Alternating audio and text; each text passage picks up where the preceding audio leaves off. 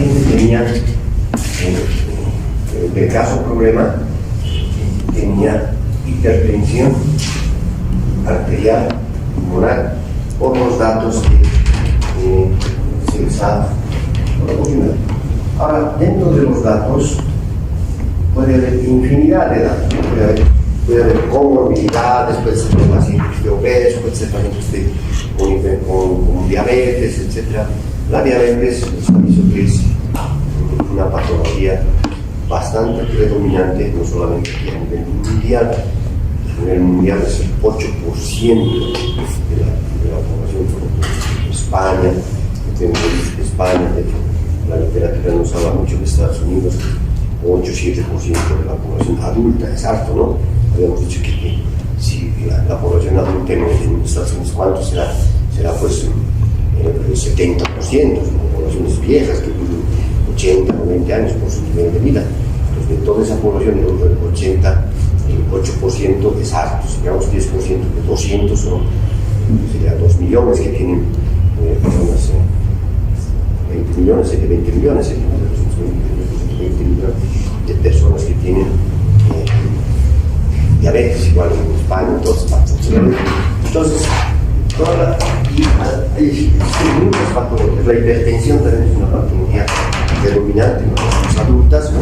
Debería haber un capítulo que dice, observamos la geroanestesia o anestesia en el paciente geriátrico y vemos las modificaciones en el paciente geriátrico, modificaciones fisiológicas, ¿no? No es lo mismo que un paciente joven que un paciente geriátrico. Y lastimosamente la mayor parte de los pacientes son geriátricos, son obesos, son hipertensos, ¿no? Son ancianitos, entonces, y tienen muchas patologías. Entonces, a veces doctor, el paciente me presenta, el siguiente me dice, todos estos pacientes está con hipertensión, están tomando los sartán. A ver, clasificación de hipertensión, listo, ¿no? ¿Qué es el losartán? Sistemas de angiotensina, a ver si está preparado, pero eso sí sabe que todos se suben los losartán. La enfermera también sabe que se sube los losartán, ¿no? Es que está ahí subiendo la amlodipina más, doctor. ¿Cómo interactúa la amlodipina con el losartán?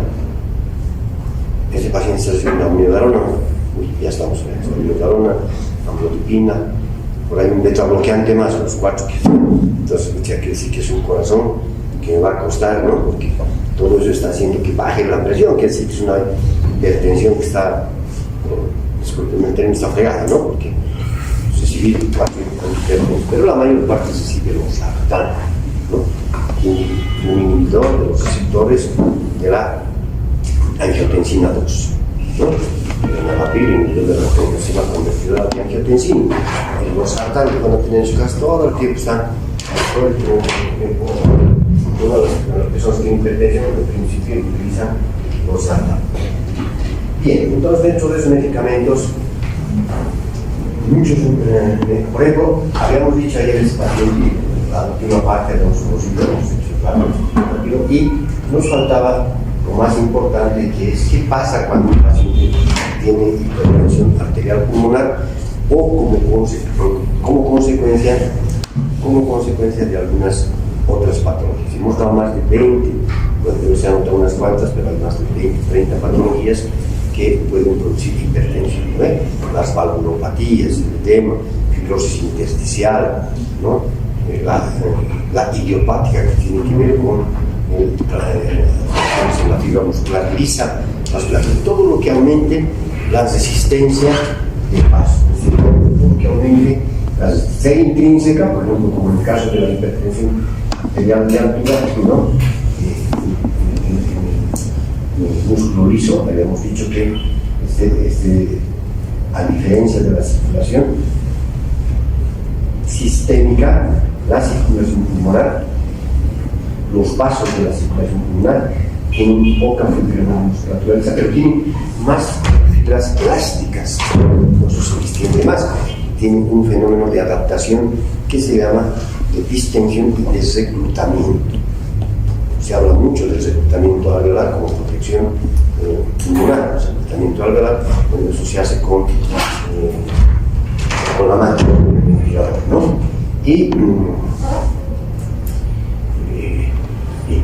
habíamos dicho que esta fibra se expone a la presión arterial de oxígeno baja, ¿no?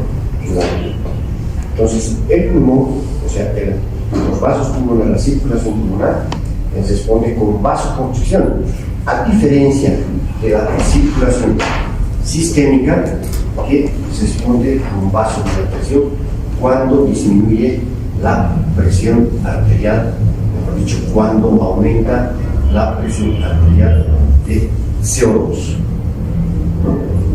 Entonces, a nivel sistémico, la respuesta del examen es vasodilatación. ¿Se acuerdan que hemos hablado del cerebro? También el cerebro, cuando aumenta el CO2, o la presión arterial, que aumenta la presión arterial, obviamente aumenta la concentración de CO2. Acuérdense de la ley de Henry, que voy a preguntar. La ley de Henry sí o sí voy a preguntar. El viernes es el examen. O sea, este viernes no hay más, no hay, ni siquiera hay ningún intento de pedir a la posterior, ya no se puede.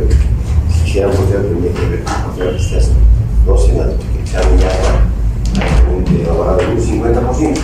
Bien, entonces, a nivel sistémico, la hipertensión responde con vasodilatación. A nivel pulmonar, la hipertensión arterial de CO2, el CAP. Y a nivel pulmonar, la disminución de presión arterial y el aumento de presión arterial de CO2 responde con vasoconstricción. Ahí así es. Entonces, acá tenemos dentro de la presión arterial de CO2, ¿no? Entonces la respuesta es vasoconstricción. Ahora, lo que quiere decir que cuando una persona tiene hipertensión, ¿qué es lo primero que tengo que hacer?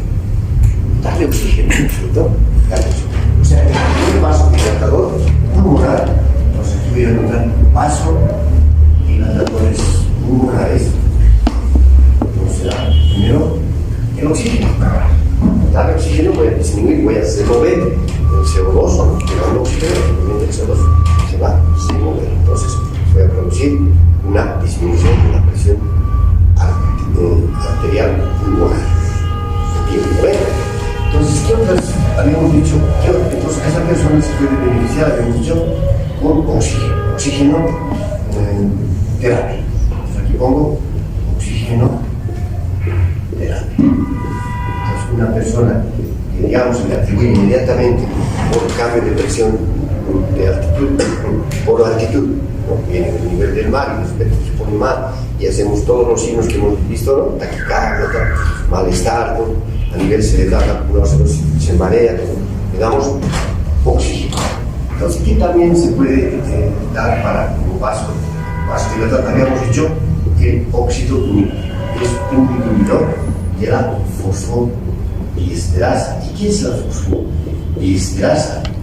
La fosfodiesterasa inhibe, entonces inhibe, así, a la adenil ciclasa, ¿no? Esta adenilciclasa es la que convierte el AMP cíclico el GMP y el AMP en AMP cíclico.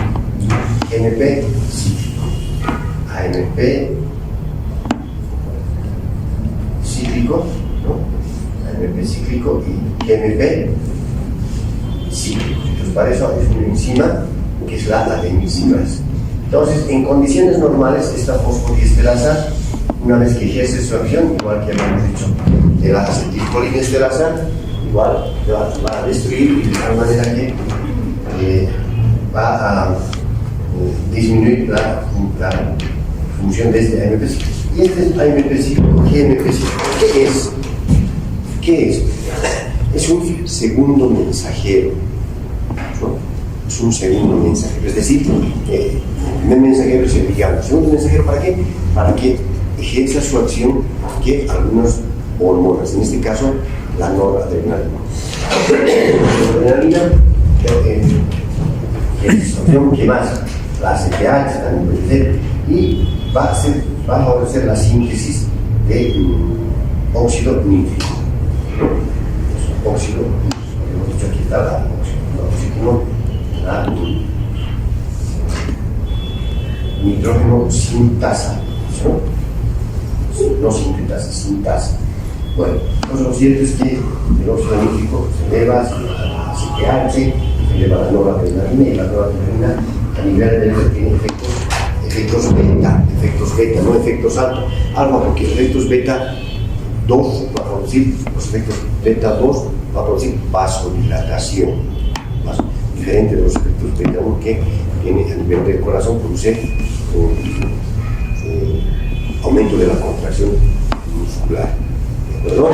Entonces, vamos a ver, bueno, seguramente en neuro, vamos a ver todo el sistema nervioso autónomo, los alfa 1, alfa 2, beta 1, beta 2. Entonces, ¿qué otra sustancia hay que es inhibidor de la fosfodiesterasa y por consiguiente va a aumentar el nivel de óxido nítrico? El dipiridamol, que antes utilizaba mucho, el pensantin dipiridamol. Y algo que les decía en algún momento es la acetilcisteína, que se utiliza acetilcisteína. ¿Alguien ha utilizado la acetilcisteína? ¿Conoce? Es un glucolítico, ¿no? Es un glucolítico que viene, por ejemplo, se da cuando hay problemas bronquiales, ¿no? Y también es un antioxidante, acetilcisteína, pero en su mecanismo de acción es un inhibidor de la fosfodiesterasa y por lo tanto actúa como un vasodilatador. Entonces, cuando hay problemas, acá, en el caso del COVID, hemos dicho que acá está en los neumocitos tipo 2, hemos dicho, está en los ECA2, ¿no? Entonces, el virus tiene una tendencia por acá, empieza la inflamación, y a destruir, ¿no es cierto? Se contaba ya las placas en la tomografía, que todo el pulmón estaba infiltrado, etc. Y bueno, se establecían los criterios de ventilación mecánica. ¿Cuáles son los criterios de ventilación mecánica? ¿Se acuerdan? Hemos dado algunos, ¿no? Bueno, obviamente una radiografía con imágenes, la placa con imágenes difusas, es decir, el pulmón está infiltrado, inflamado, ¿cierto? Infiltrado. Y lo más importante, bueno, si se le hace gasometría, a esa persona, obviamente va a tener, no está inflamado, no va a eliminar el CO2, va a tener presión arterial de CO2 elevada, ¿no? Va a tener disminución de la presión arterial de oxígeno, ¿no? Obviamente frecuencia cardíaca, frecuencia de respiratorio normal, frecuencia cardíaca, malestar, la fiebre, y ¿no? El factor más importante que hemos, el índice de Kirby, que es el PASI, está menos de 150. El internista, el especialista dice, no, esto hay que intubar. Mira su placa, mira su saturación, entonces esto viene a la saturación, lo más importante, ¿no? Hemos dicho que la saturación de oxígeno con la hemoglobina puede estar inclusive menor a 70 milímetros. Cuando ya la saturación está menos de 75 milímetros de mercurio, inferimos que están reteniendo CO2. Hasta 80, decimos, está compensando, está bien, ¿no? Pero menos de 75 inferimos que hay retención de CO2, que decir que hay hipercapnia. Y eso nos va a llevar a que ahora hay disminución de la PAF, y hemos dicho que el índice de Kirby, si nuestro medio normal es menos de 300 o mayor, 300. Y cuando ya tenemos, imagínense, 130, 120, 180, obvio, hay que intubar. Entonces, en intubación, que hemos dicho, lo primero que hace el intensivista es aumentar grandes flujos, grandes concentraciones de oxígeno, ¿no es cierto?, para mejorar la saturación. ¿Qué es lo que también hace? El famoso PIP. Entonces, hace que ese alveolo que está edematizado, miren cómo graba pero es así, es como si estuviera. Entonces, ese alveolo que está edematizado, entonces se expanda y pase el oxígeno. Ese es el pic, la presión positiva al final de la estiración. Está por demás decirles que acá está incrementado la mezcla venosa, ¿cierto? El cortocircuito, porque no hay un paso y más bien la sangre pasa directamente desoxigenada acá y la mezcla venosa también está incrementada, ¿no? El cortocircuito mezcla venosa, pues ya. Entonces, ¿cómo se va complicando, no? En este caso hemos dado un ejemplo del COVID, en otro caso un ejemplo de la hipertensión pulmonar, producto de la, y hemos dado varios ejemplos de la hipertensión pulmonar, ayer inclusive las coagenopatías, los tromboembolismos, las repercusiones del lado derecho, puede ser una valvulopatía, estenosis de la válvula mitral, estenosis de la aorta, hipertensión, coartación de la aorta, todo eso va a desencadenar vías retrógradas a eso, ¿no es cierto? A hipertensión de la arteria. Entonces damos ese tratamiento como, yo podría decirles, ya, oxígeno, oxígeno, pero estoy explicando que cada uno su mecanismo de acción, ¿no? Y está en todos los textos, somos más espirituales, somos más conscientes y cómo actúa, ¿no? Nos estamos dando, en este caso, el oxígeno en primera instancia. ¿Por qué? Porque si su mecanismo de la vasoconstricción pulmonar hipóxica es la disminución de la presión alveolar de oxígeno y aumento de la CO2 cuando usted entra el oxígeno, ¿no es cierto? Obviamente, puede quedar óxido nitroso o algún derivado del óxido nítrico, como en este caso sería la acetilcisteína. Ahí me bastante bien con las citas que me pedían consejo, no eran más de 20, pero casi todos han ido mejorando. Y además, ¿qué utilizaban en el COVID? ¿Quién se acuerda? ¿Quién ha tenido algún familiar enfermo con COVID? Utilizaban el ibuprofeno, ¿cierto? Pero es suavito, ¿no? Es un AINE, un inhibidor de la ciclooxigenasa 1, ¿no es cierto? Un antiinflamatorio. Entonces, actuaba sobre la hormona de citoquinas acá, etc. Pero lo que más utilizaban era, bueno, generalmente no utilizaban, sino al último, cuando ya no había no, esto es viral, que no, que ya, cuando ya no había otra cosa avanzada, dexametasona a grandes dosis, ¿no es cierto? La dexametasona es un corticoide que salva la vida, ¿no? A veces uno tiene lo que les decían los chiquitos, espasmo, tratito, le colocan hidrocortisona, dexametasona, si es un chiquito menos de 4 años, 2 miligramos de dexametasona, no puede ser 4 o 8 miligramos. Si es más de 4 años, 4 miligramos. Si es persona mayor, 8 miligramos. Y salva la vida, porque no solamente puede obstruirse la vía aérea por una enfermedad vial, también se puede obstruir por un shock anafiláctico, ¿no es cierto?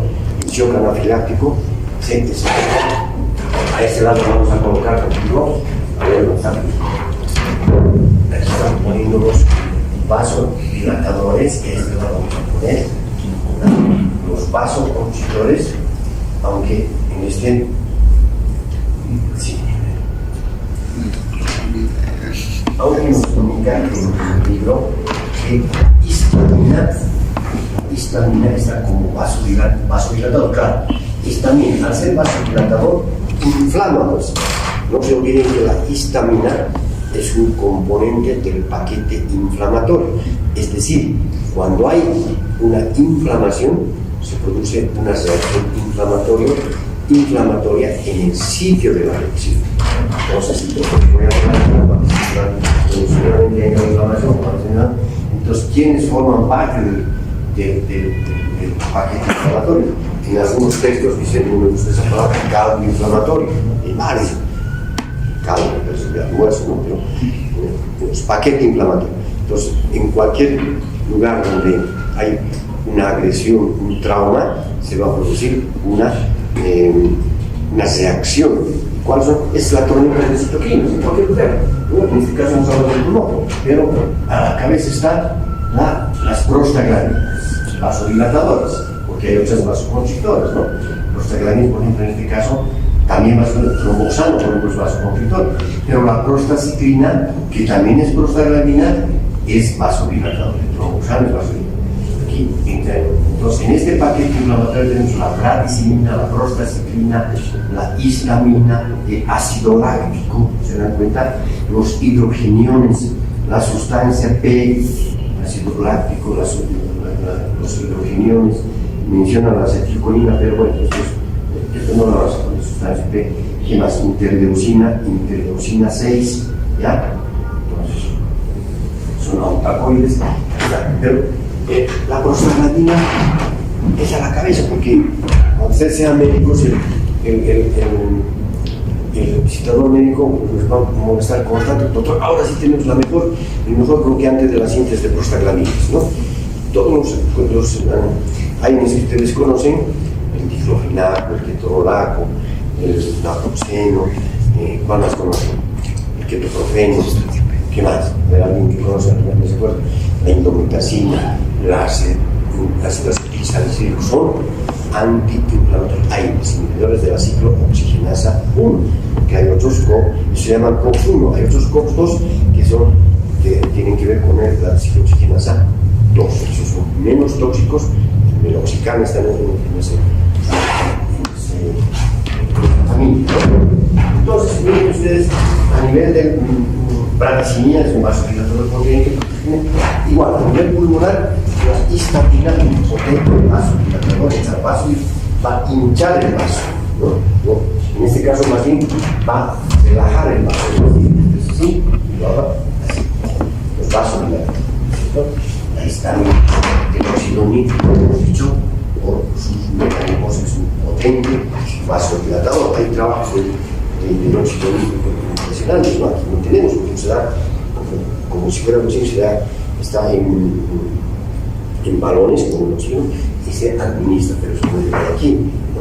Aquí hay derivados, uno de esos ya hemos dicho, el piridamol, vamos a volver a repetir, el piridamol, acetilcisteína, que hemos dicho también, el sildenafil, ¿cierto? Sildenafil, son los que producen óxido nítrico. La histamina, ¿qué más? A ver, ¿qué más dentro de los vasodilatadores? Tenemos las prostaglandinas, la más importante, me estoy olvidando, la prostacitrina. Se había dicho que esta prostacitrina, el prost, se encuentra bueno, es un potente vasodilatador. Aquí no tenemos el prost, potente vasodilatador. ¿Ya? Hablan también del péptido inhibidor vasoactivo, péptido inhibidor vasoactivo y el factor natriurético auricular. Bueno, pero estos no son tan es importante, oxigenoterapia, óxido nítrico y también, como hemos dicho, ¿se acuerdan ayer? Los bloqueantes de los canales del calcio, ¿sí? El calcio. ¿Se acuerdan cuáles hemos mencionado? Hemos mencionado la nifedipina, el nifedipino. Todos estos términos se van a acordar de mí. Es de nuestro dominio general, pero mucha gente, la verdad, que ni eso. Nifedipina, verapamilo y diltiazem. Este es el que más se encuentra, el nifedipino, pero el nifedipino, como va a producir una relajación del músculo liso de la musculatura, del músculo liso del vaso, de la arteria pulmonar, también produce vasodilatación a nivel general, por lo tanto se utiliza como un antihipertensivo, ¿no? Antihipertensivo. Y bueno, pues no solamente va a la arteria, va a todos los vasos. La persona que utiliza nifedipino se pone coloradito, todo en la cabeza porque baja la presión, etc. Entonces, pero es un bloqueante de los canales del calcio. Ustedes ya saben qué hace el calcio, ¿no? El calcio, ¿qué hace en la contracción del músculo liso? Se une a la alcalina, ¿cierto? Y esa unión con el calcio en el músculo estriado y en el músculo cardíaco, ¿qué hace? Se une a la troponina C, ¿se acuerdan? El intraexamen más de eso, ¿no? Esa unión de la troponina C, ¿qué va a hacer la unión de la troponina C con el calcio en el músculo cardíaco y en el músculo estriado? Desacopla a la tropomiosina, ¿se acuerdan? Porque la tropomiosina está inactivando a la actina. Entonces, como se desacopla la tropomiosina, la actina se une con la miosina. Esa es la contracción muscular, ¿de acuerdo? Cuando bloqueamos los canales del calcio, no se olviden que el calcio está en el retículo sarcoplásmico, donde están los depósitos de calcio, ¿cierto? Entonces, es una máquina, una fábrica impresionante, ¿no? Si ustedes ponemos a pensar cómo el calcio está trabajando, pero lo bloqueamos un poco porque para eso están las dosis, ¿no? Imagínense si en vez de darle la dosis que es 10 miligramos, en verdad 100 miligramos. Esto de las dosis, ustedes están viendo los avisos, tienen mucho cuidado. Cuando lleven fármacos, ustedes tienen que manejar un vademecum y unos máximo 50 medicamentos. Pero tienen que saber aquí, cuando aconsejen a la familia, cuando aconsejen al paciente en general, a nadie pueden dar la dosis inadecuada, ¿ya? Más aún si son pequeños. Les voy a contar una anécdota. Trabajo en una clínica que se hizo por la pandemia, cuestión laboral, y me dicen, paciente, hemos operado de, no voy a hablar nombres, nada, pero el hecho. Cuando yo da la anestesia para varices, de 50 años, y resulta que tenía un malestar, tenía gotita, eritrocitosis y tal, el doctor está mal, la paciente llama al interno, al vascular, y el vascular le dice, dale 5.000 unidades de heparina, hay que anticoagularla. Y la ampolla de heparina viene de 5 cc, o sea, 25.000 unidades. Y le dice a la enfermera, doctor, siempre colocamos 5. No, me ha dicho 5 cc interno, ¿no? Ahora es una autoridad, no hace experiencias porque se ha traumado tanto que era decir. Entonces, ¿qué ha pasado? Le ha puesto los 5 cc equivale a 25.000, no es la dosis, 5.000 unidades. El frasco de heparina viene de 25.000 unidades. No se pone de 1 cc en 1 cc. 5.000. Es un anticoagulante potente. Ayer hemos hablado ayer de la heparina de bajo peso molecular, es la heparina no fraccionada de la que les estoy hablando. Ya se van a relacionar con los medicamentos. Y le dio los 5. No, había dicho 5 el doctor. No, doctor, es 5.000 unidades, es un cc. La enfermedad sabía más, y me dijo, doctor, no es mi caso. Nos se murió. La dosis es fatal, ¿no? Y hay medicamentos igual que la insulina, todo, son medicamentos importantes, sí. Nosotros digo, se traumó tanto que dijo, la medicina se fue a estudiar, creo que salud pública, sí, ahora es una autoridad en salud pública, no voy a decir nombres, pero les digo, para que tengan cuidado de la dosis. Ya tenemos todos los medicamentos que van a causar vasodilatación pulmonar. Ahora vamos a los vasoconstrictores. ¿Qué es lo que produce la vasoconstricción? Obviamente, la deficiencia de oxígeno, ¿no? Eso produce vasoconstricción. ¿De qué? De la pulmonar, vasoconstricción pulmonar. El aumento del CO2, ¿no? El trombosano A2. ¿Qué más?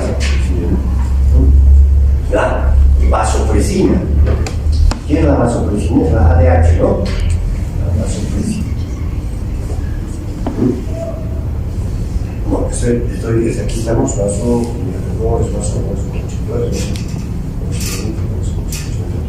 la endotelina. Habíamos dicho que a la endotelina se atribuye, la endotelina 1, porque también la endotelina 2, a la endotelina se atribuye al exceso de endotelina la hipertensión arterial de la altura, por ejemplo, la endotelina.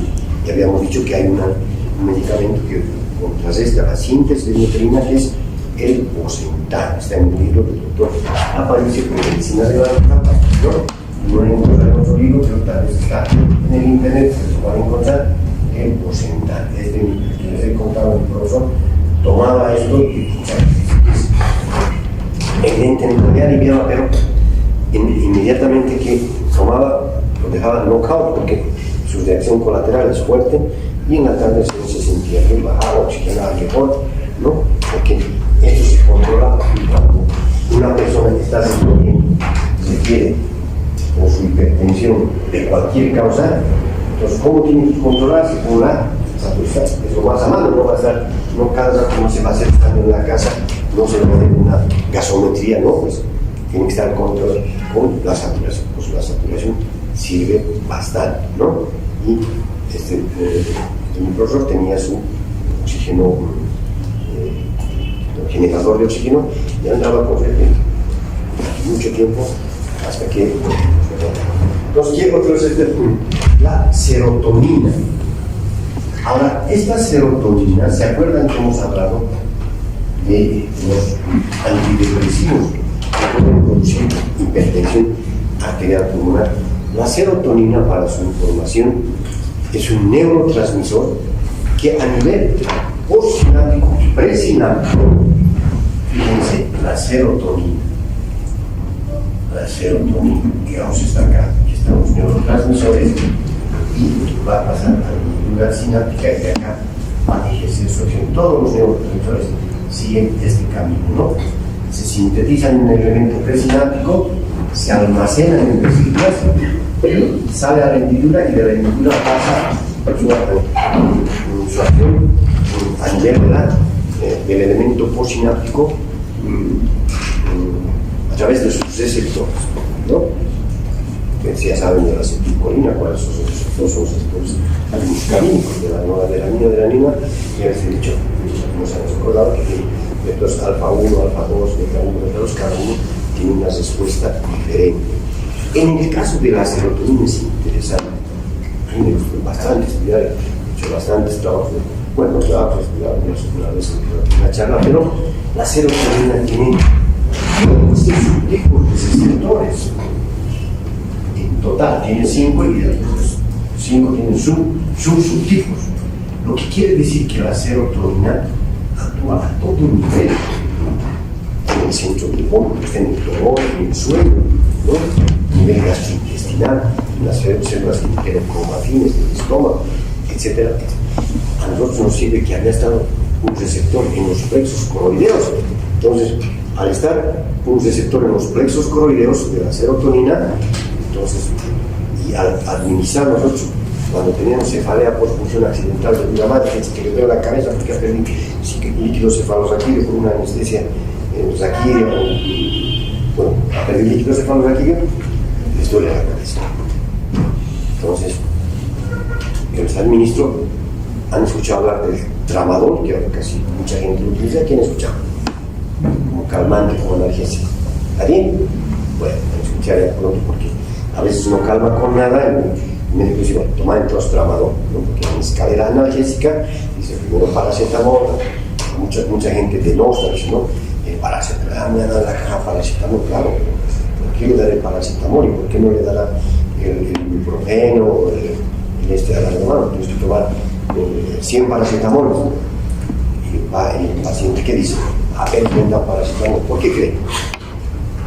¿Quién me dice? Porque es el más inocuo, ¿no? Es hepatotóxico en paracetamol, pero en dosis grandes, más de 8 gramos, algunos dicen más de 12 gramos por día, ¿no? La pastita viene de 500 o de 1 gramo. Imagínense, tienen que tomar más de 10 para que sea hepatotóxico, ¿no? Inclusive se tratan que esta acetilcisteína es un antídoto para la infección por paracetamol. Sin embargo, con relación al diclofenaco. Si yo tomo diclofenaco, yo tengo la edad, pero en la semana tomaré pues, un diclofenaco, ya, un ibuprofeno. Si tomo 3, 4, de aquí a un mes, por seguro, puede tener problemas renales, ¿no es cierto? Entonces el paracetamol es el más. ¿Por qué? Porque su mecanismo de acción no está bien estudiado, pero generalmente dicen que es a nivel celular. A nivel central quiere decir la médula final. Saben que está en la vía del dolor y no es toda la transmisión del impulso nervioso doloroso, vamos a ver si el neuro, y a ese nivel actuaría el paracetamol. No actúa como los demás aires, por eso no está considerado el paracetamol como un aire. ¿No? Volviendo a la serotonina. Entonces, la serotonina a nivel de la musculatura lisa actuará como un vasoconstrictor. ¿Perdón? Se pasa por disminución de la presión de red, el aumento de la presión de función 2, tromboxano agosto, vasopresina, endotelina, serotonina, los leucotrienos, ¿no? Que también es otro tipo de prostaglandina, leucotrienos, ¿ya? Pero estos son los más importantes, ¿no? La vasopresina se puede utilizar en caso de paro cardíaco cuando no tenemos el recurso de la adrenalina, es un potente vasoconstrictor, porque es vasoconstrictor, pues va a tener también la arteria pulmonar, ¿no? Entonces son vasoconstrictores. Entonces, si una persona está con hipertensión arterial pulmonar, puede recurrir a todo esto. ¿De acuerdo? Bien. ¿Alguna pregunta hasta aquí? Porque vamos a pasar a otro tema. Les recomiendo que cada uno en la farmacología vayan repasando cuando viene en farmacología, porque esto se utiliza. Todos estos medicamentos, el melalpamilo, y que hacen esto, no hay, por si acaso, el que más se utiliza es el nifedipino, ahora llega el nodipino, ¿no? Los bloqueantes de los canales del cáncer, ¿no? Factor de la tiroidico auricular, no se utiliza este término tampoco, pero sí, la preservatina, la histamina. Entonces, no se olviden que si hay una vasodilatación excesiva de la histamina, porque la histamina es la que produce pues, el proceso inflamatorio, la que produce vasodilatación, pero una vasodilatación excesiva de todos los vasos va a obstruir más bien la vía aérea, ¿no es cierto? ¿Qué es pues la secreción nasal? Es exceso de histamina, ¿no? Se vasodilata y aumenta más el flujo nasal, etc. El vasodilata muchos, los vasos del linfos nasal, los vasos bronquiales también. Entonces, para eso quedamos un antihistamínico, ¿no? Todos los antigripales tienen antihistamínico. La clorfeniramina, la ceftriaxona, la difenhidramina, etcétera, etcétera. Y el mejor antihistamínico, ¿cuál es? La dexametasona. La dexametasona ayuda, ¿no? Cuando hay mucha inflamación, entonces la dexametasona es un potentísimo antiinflamatorio. Entonces, ahí está. Tratamiento, entonces, para un paciente que estaba con COVID, y aquí sacamos, decimos un antihistamínico, oxigenoterapia, acetilcisteína y dexametasona. ¿Y qué más? El antibiótico, ¿no es cierto? Mucha gente decía en el COVID, no hay que dar antibiótico, es que es viral, que aquí queda. Pasaba 4 o 5 días, sigue con fiebre, ya entonces dale antibiótico. Entonces, ¿qué antibiótico se usaba? ¿Quién se acuerda? ¿Qué antibiótico de sutina? Las farmacias han especulado hasta 6 millonarios. ¿Qué? Acitromicina. Acitromicina, ¿cierto? Ahora hay varios esquemas, ¿no? Acitromicina, la levofloxacina, sí, Rox, más ácido, hay varios esquemas, pero la acitromicina iba bien, ¿no? Porque es un beta-lactámico que va contra los gram positivos, ¿no? Y se puede asociar también con tesina, con asociación, y así hay esquemas para. El asunto es desinflamar. Obviamente, acá para desinflamar, ¿qué más aconsejaban todos? ¿Qué más? carbonato, ¿no es cierto? Pavos de manzanilla, todo lo que desinflamos. Menos el óxido nítrico, que es el dióxido de cloro, porque es lo que mataba más bien. Las personas de dióxido de cloro se iban a la ciudad, ¿no? Y también nos estaba preguntando que todos los de terapia intensiva, montar así una encuesta familiar, ¿se toma de todo dice al principio. Ahora, si alguien piensa por política, que esto, que lo han vuelto políticos, ¿se acuerdan? Han sacado inclusive un decreto que tienen que usar dióxido de cloro. Y en la Argentina ha pasado por una presentadora socialista. Ay, dióxido de cloro, y yo tomo el dióxido de cloro, claro, lo toman una sola vez. Por hacer caso, por ver, porque allá hay más ignorancia que aquí, ¿no? Es impresionante. Entonces, un papá le ha dado a su hijito dióxido de cloro, le ha dado la misma cantidad, igual le ha hecho tomar como la presentadora, bueno, le han hecho juicio a la presentadora. Hay testimonio, pero no hay evidencia científica, y eso les exigía el doctor Ávila, en la televisión del día, le explicaba de una y mil veces a la periodista, no hay que la periodista dice, pero es que la gente confía que no hay evidencia científica. Yo soy cloro. Testimonio es otra cosa. Me acordaba, es que yo estaba saliendo y me he persinado y me he curado ya. Eso no es nada, eso es una casualidad, o sea, es un testimonio.